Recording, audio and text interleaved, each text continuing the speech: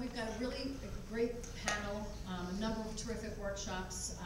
We have a number of national experts with us from across the country in education, in healthcare, poverty, communications, and on state and local tax structures, and you'll be hearing from them today, as well as our local policy experts and many policy participants. And we have a great panel of state lawmakers that will start immediately after the budget presentation today. So as always, our goal is to provide you with a broad overview of the state budget, to provide historical perspective, to help you to understand how this budget matches or doesn't prior year's budgets, and also to help you to be, as our most important goal, informed advocates and active participants in the public policy process. So we have a lot for you today, and what I'd like to do is two things. First, I'd like to thank our funders who make this all possible, and those include the Annie E. Casey Foundation, the Ford Foundation, the Stoneman Family Fund, the Heinz Endowments, and the William Penn Foundation. Without their generous support, we would not be here. And let me now introduce our great research director, Michael Wood, who will walk you through our state budget overview. Michael.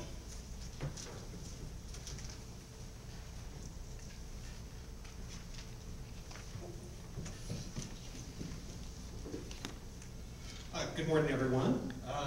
So today I'm going to walk you through the budget and kind of talk about some of the things that are in the governor's proposed budget and what it means for Pennsylvanians, and looking at some questions at the end.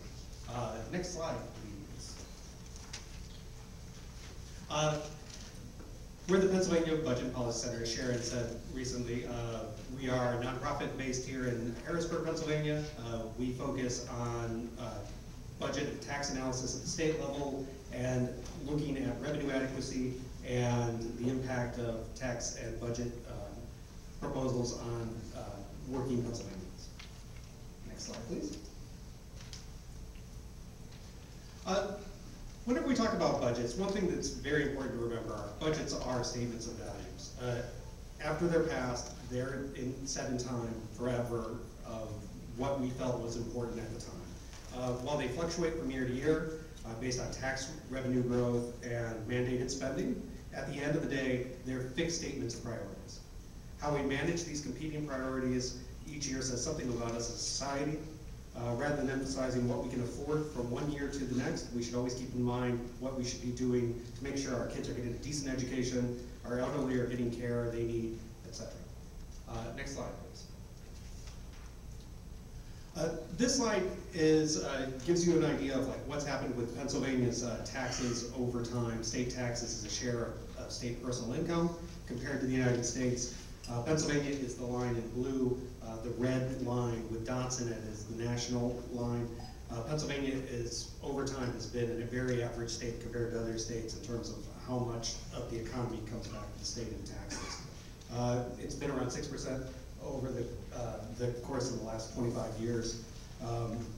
We've been typically a little bit lower than the national average from 1980 through 2003, and then since then we've kind of gone back and forth between being higher and lower than the national average. Next slide, please. Similar story when you look at state expenditures, and this includes all the money that comes into the state includes money that the state raises itself, and then also federal money that comes in that goes back out, particularly in terms of Medicaid. In this sense, Pennsylvania has been lower than the national average much of the time in the last 25 years. And 28 years out of the last 35, we've been below the national average. Since the last recession, Pennsylvania has been a little bit higher than the rest of the country in terms of general expenditures. Some of that probably has to do with the recession not being as difficult in Pennsylvania as it was in other places. Next slide, please. So coming into the budget this year from many different perspectives, we've been hearing about what a difficult budget year this was going to be. There were a lot of challenges and that had to be solved to be able to balance the budget despite the growing economy. And I'm just going to walk you through a couple of these. Next slide, please. One of the main things is unemployment in the United States and in Pennsylvania remain high. Coming out of the recession, we're adding jobs, but not anywhere nearly as quickly as we need to get back to pre-recession levels. Coming out during the recession, as you can see, the larger box on the right of the charts, that's the Great Recession, the stuff in yellow. During that time, Pennsylvania, the unemployment increased dramatically as it did in the rest of the United States, but it didn't increase as quickly as it did in other places. So Pennsylvania didn't lose as many jobs in the recession as a share of our total state. We had about, the unemployment rate was about 1% lower than the United States average coming out of the recession, and but since the end of the recession, that Pennsylvania advantage in unemployment has been shrinking. And now, since mid-2012, more often than not, Pennsylvania's rate has been higher than the national rate in unemployment. Unemployment's important because it has a lot of impacts on the state budget. On the tax side, personal income tax and sales tax are driven by how many people have jobs and how many people have wages. They're really transfer taxes when people buy houses. So much of our economy is based on consumer spending. When you have a lot of people unemployed, it really hurts the tax side of the state budget. On the expenditure side, there are so many programs that the state offers for people that are unemployed, and in terms of unemployment insurance, health care. So the demands increase when there are more people that are unemployed. It means the expenditure side of the budget is bigger because there's more demands on it. So you kind of have a mismatch in terms of more services are more people need services, fewer dollars to pay for them. So budget problems in the state. Next slide, please. This slide is from the mid-year budget review that Budget Secretary Zogby did in December. It looked at, this was before the budget came out, it kind of laid out the challenges that the administration saw going into this next year. And the main thing right off the bat was that revenues were not expected to grow as quickly as even mandated spending. Things that the state had to spend money, the state has to spend money on, that were increasing. These were initial estimates, and they've since changed since the budget came out, but it gives you an idea of like what we were looking at. Initially, there were about $1.6 billion in mandated spending increases. Those are the bars on the right. They're hard to read on here. Sorry about that. But it's the green bar at the bottom is the increase in the pension costs for the state. The purple bar is the FMAP increase. The federal government's match of Medicaid decreased in this coming budget, so the state had to pick up more costs for that. The red is an increase in just regular Medicare costs that the state normally would have to pay for. The blue is an increase in debt service, the debt the state pays. That increases by about $1 billion in this budget. And then the yellow is the increase in the Department of Corrections. Just the cost of running our prisons gets more expensive every year. So comparing that to the bar on the other side, that's the increase. That's assuming a 3% growth in revenue. Based on what the economy's been like, 3% is kind of what an average rate of growth would be with a slowly growing economy. The gap between these two is $800 million. This doesn't include any non-mandated spending increases. So if you want to put more money into basic education funding, special education, colleges, human services, anything, that makes that gap even bigger. So going into the budget, people were talking about $1 billion budget gap between revenues and expenditures, with just even very modest increases in other spending. Next slide,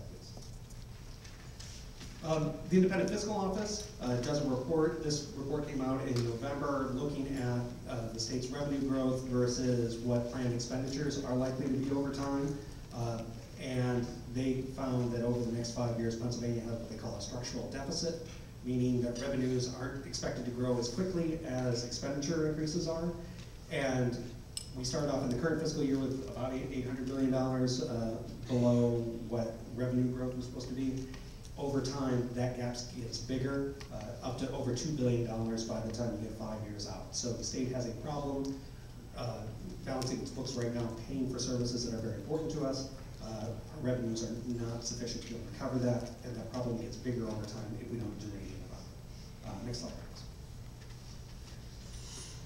Another problem that we've had that's been that came to light in January for the first time this year is the state's revenue picture of like meeting monthly revenue targets is starting to miss forecasts. Up through the first half of the year, they were right at the fiscal estimates for the monthly estimates. But in January, December and in January, they fell behind, and now the state's $41 million below official estimate. $41 million is a very small amount of the overall amount of the budget, and it's very easily managed. But we are at the point where our revenues, we have the two largest revenue months of collections of revenue are in March and April. So this revenue gap is likely to get a bit bigger. We don't know how much bigger at this point. If it remains below about $250 million, it seems like the state has things in place that they would be able to manage that. If it gets bigger than that, then there could be some serious problems with next year's budget. Even with that, the state's projecting that they're going to finish the budget that was just released estimates that we're going to finish the year right at budget estimate in terms of revenue. It's probably going to be at least $100 million below that. It has some minor implications on the budget, but it's something we really need to watch in the next few months. That could be getting worse, just due to the way that the revenue estimates were put together. Next slide, please. So, Governor released his budget on the first week of February, and it's a very different kind of budget than what we've seen in the last few years. And I'm going to walk you through what the major points of the budget are and some of the challenges we see going forward. Next slide, please. So this looks at what the general fund, which is kind of, when people talk about the budget, it's usually the general fund. It's where most of the normal spending, where there is like kind of any negotiation on what gets spent, it happens normally within the general fund. So for this next fiscal year, Governor Corbett's spending plan is $29.4 billion. That's an increase of, and with that, the funding areas that are paid for within the general fund, about $10.3 billion goes for pre-K through 12 education. That's the biggest slice of the major departments. That's 35%, so about $1 in $3 gets spent on that. $6.7 billion on medical assistance in the state's Medicaid program and long-term living program. About $4.7 billion on other human services. $1.6 billion on higher education, and that includes spending on our universities and FIA. $1 billion in debt service. About $2 billion in the Department of Corrections, and then everything else that the general fund pays for, whether it's environmental programs, whether it's agriculture programs, economic development, grants for the arts, everything like that. Just even regular administration, $2.9 billion for that other slice. This chart looks at what's happened to general fund spending over time. The blue bars on this are just regular state dollars. During the recession, the federal government provided temporary funding, it was called ARROW funding, that helped the state not cut its budget dramatically during the recession as tax revenues fell off. Pennsylvania used these federal dollars from 2008 through 2010-11, and those are in yellow. Once those went away, the state dollars had to pick up the rest, and since then we've seen in 2010-11 the total amount of spending in the general fund ended up dropping because there wasn't enough, there weren't enough state dollars to pay for that at the time, and since then they've been increasing as the economy's expanded. In this one, from 13-14 to 14-15, the spending is projected to increase by 3.3%, or $927 billion. Certainly the highest level that we've spent since the recession. Next slide, please. This slide looks at where tax dollars and the revenue comes from to be able to pay for spending in the general fund. We have the two major sources of revenue are the personal income tax, which makes up about 41% of all tax revenue, all revenue within the general fund. That is about 12.7 billion dollars for the personal income tax, $9.5 billion in sales tax, corporate taxes, including the corporate net income tax, the shrinking capital stock and franchise tax, and all other corporate taxes make up about $5 billion. It's like 16% of the budget, and all other taxes make up 9% of the budget. One thing that's important in this budget, more so than in other recent budgets, are the non-tax revenue. Those are $787 million this year. They increased 63% from last year's budget due to transfer funds from the oil and gas lease fund that's being proposed by the governor, and a one-time revenue bump in changing the state's unclaimed property law. Next slide, please. So this looks at what's happened to state revenues over time. The yellow box is the recession. The blue bars are tax revenues, and the red line at the top, sorry, it's more complicated than it needs to be, are total revenues. And that kind of shows the gap between tax revenues and when we have non-tax revenues. As you can see in the recession, we saw a big decline in overall revenue. The state in one fiscal year lost $2 billion of revenue and had to figure out a way to balance the budget. And then in the next years, we saw tax revenues drop again the next year after that. In 2009-10, there was a lot of money to balance the budget. There were a lot of non-tax revenues that were used to help balance the budget. That included bringing money from other state funds to be able to backfill lost tax revenue in the general fund, so spending could, so programs didn't have to be cut. What we see over time since then is that the economy's been expanding, tax revenues have been growing, not particularly fast. In 14-15, the budget assumes that there's going to be larger revenue growth than what we've seen in the last few years. Overall, a 4.9% increase in general fund revenue, 3.9% increase in the tax revenue that the state sees. That's up from 1.6% in overall revenue growth this current year. So much healthier growth planned for next year, and we'll talk a little bit about that later. Next slide, please. So, as I said before, this is really a change in course from budgets we've seen in the last few years, partly due to the fact that there's more expected revenue, so the state has more funding to be able to pay for some of these things. There are a number of programs that have gone years of flat funding or funding cuts that start to see some funding increases this year. In terms of economic development, special education sees an increase in the first time in a number of years. Healthcare and human services programs. So all around the budget, in the last previous budgets, there have been a lot of, you go through and you find cuts all over the place in the budget. This one is different. It doesn't seem, there are not that many programs that have cuts as compared to previous years in particular. There's also more investment in infrastructure in this budget in terms of parks and forests and transportation. The transportation law that was passed recently. There's more money for helping keep up the roads and other infrastructure. One other thing that's in this budget that's unusual, that's different from the last few years, is that there are no new tax cuts that are proposed in this budget.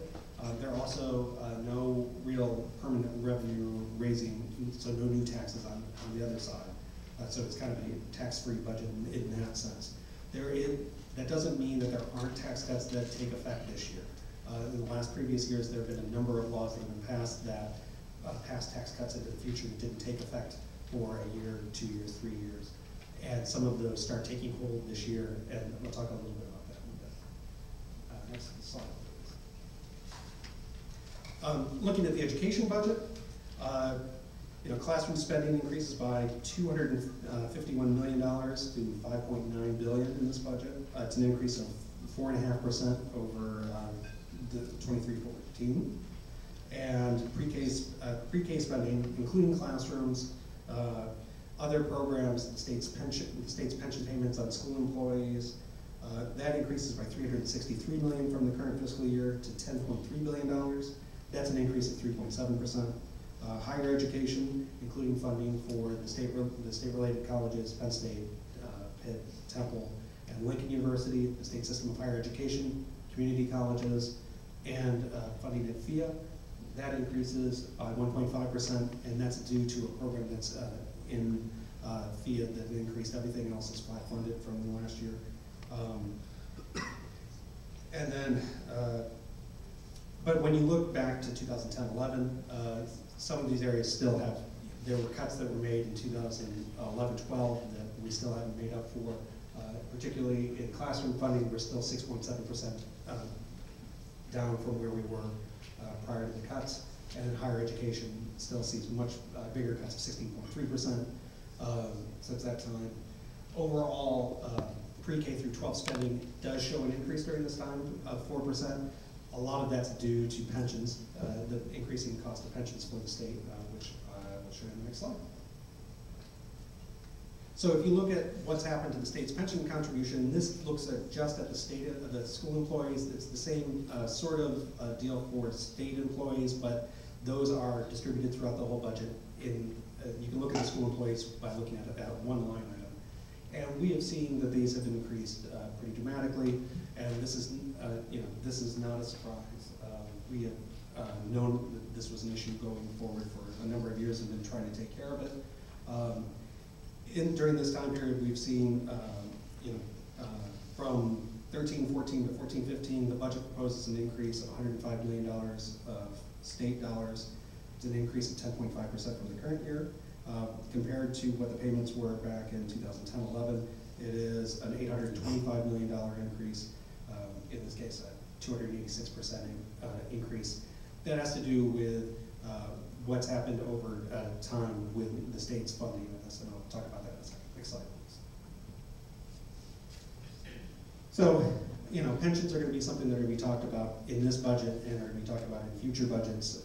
It's an escalating cost for the state, but it's one that has a long history, and it's going to take a long time to have it be fixed. There's not really an easy answer on that, other than just make sure that we're paying down the debt on the pension costs. So the lines in blue on this show what the state's projected debt service is supposed to be on paying for the school pensions. This is just the school pensions. The state employees are in a similar situation, but again, these numbers are easy to get at. Shows how much the pension payments are supposed to escalate over the next few years. One thing that happened, there were a combination of factors that have led to our pension debt, and one thing was that the benefits were increased about a decade ago, and then also the amount of payments that were made into the system due to the economy doing well. The state and schools paid less into the system over time, and then we had the recession, and there were massive investment losses. And the combination of those three things made a very large unfunded liability, and the state has to figure out a way to put money back in. Certainly for the employees of both the state employees and school employees, they had money taken out of their paycheck, every paycheck to go into this retirement system. So they paid their part in. Looking at the state has had a payment holiday for quite a while, and it gets very expensive to repay that. One thing the governor is proposing in this budget is to scale back the state's payments in the next few years to make it more affordable, quote unquote, for the state to be able to pay these payments. But it ends up costing more money down the road. There's going to be a pension session after this that's going to talk about a lot of these issues. The line in red shows what the governor is proposing in this budget. And so for 2014-15, it scales back. Instead of paying about $1.5 billion is what would normally be required for the system, in state dollars from the general fund, it ends up being, it's $1.1 billion. So about $400 million less than what they would normally pay. He's also proposing a one-time transfer from the Tobacco Settlement Fund of $225 million to help pay for that payment in the school employees pension system only. So that brings the overall payment to $1.3 billion this year. So still, $200 million less than what would be paid normally. This has happened before back in 2010-11.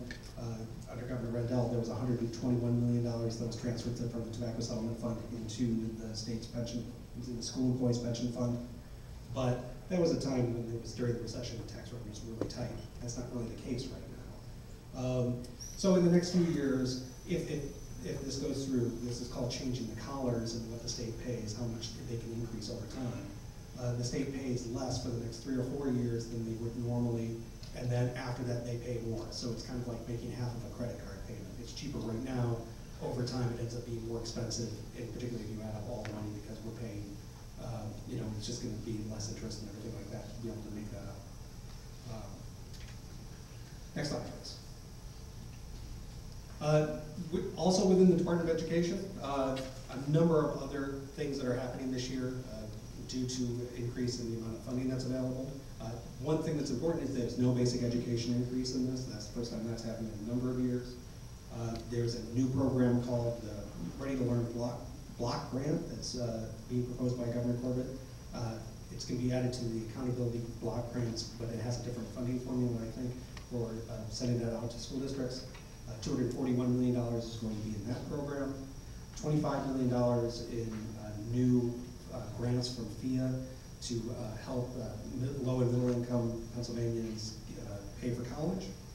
A $10 million hybrid learning program that would help, it would blend traditional and digital learning in the classroom, so that money would go out to specific school districts.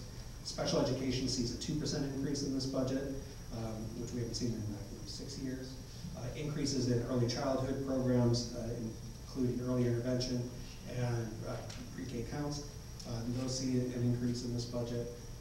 Also is the moratorium on new school construction projects is being proposed to be extended for another year. The amount of funding for these school projects is flat funded as what it was this last year. With this, the schools haven't, since 2012, haven't been able to seek reimbursement from the state for part of school construction costs. And there's this backlog of construction projects that are building up, and it's making it difficult for school districts. Next slide.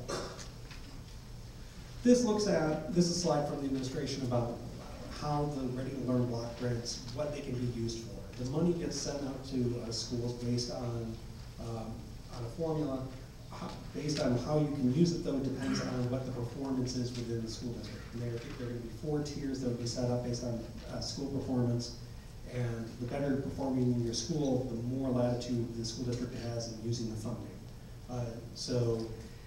Going from left to right.